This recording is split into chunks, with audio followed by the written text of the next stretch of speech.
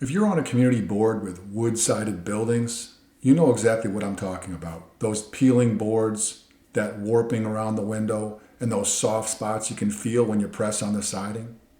Every time you see them, you think, here we go again with another round of repairs and painting. But what if you could break that cycle? What if there was a way to drastically reduce those ongoing headaches?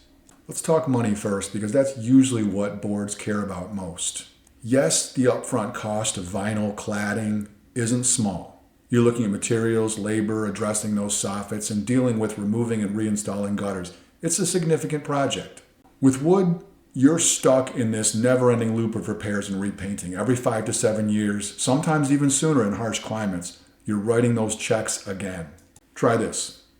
Sit down with your board and actually map out what you'll spend over the next 15 to 20 years on wood maintenance, including everything. Labor, materials, even the time you spend getting quotes and managing those recurring projects. When you look at those numbers side by side, vinyl starts making a lot more sense, despite the bigger initial check you'll have to write. Now, I need to clear something up about vinyl siding because there are some misconceptions out there. First off, vinyl isn't immortal. I've heard sales reps make it sound like it'll last forever. It won't. Quality vinyl typically gives you 20 to 40 years before replacement. It can crack in really cold weather, and yes, it will fade over time, especially on sides that get hit with a lot of sun. But, and this is important, vinyl products today aren't what they were in the 80s and 90s. You're not limited to those basic horizontal panels anymore.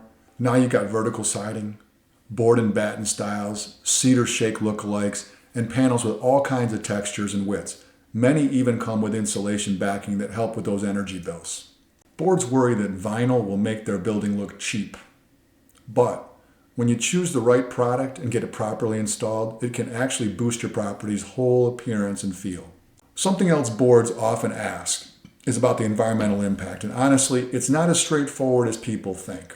Sure, wood is natural. Trees grow, we cut them down, we use the wood. But there's more to the story. Think about all the chemicals in those paints and stains you're applying every few years. All the gas burned by the maintenance crews driving to and from your property over and over for touch-ups and repairs. Vinyl has its own environmental footprint due to manufacturing, no question. But when you factor in decades of not having to repaint, not having to replace rotted sections, and not using all those chemicals and resources for ongoing maintenance, the picture gets more complicated. I'm not saying one is perfectly green and the other isn't. I'm saying look at the whole life cycle before making a decision. Sometimes what seems more natural on the surface isn't actually better for the environment in the long run. Converting from wood to vinyl siding isn't just about getting rid of painting. It's really about taking a longer view of your community's needs. It's about balancing what you pay now against what you'll save later. Weighing aesthetics and durability, and yes, considering the environmental impact too. When you evaluate all these factors and communicate them clearly to your residents, you can transform what was once a constant maintenance headache into a much more manageable aspect of your property, and that's what smart community management is all about.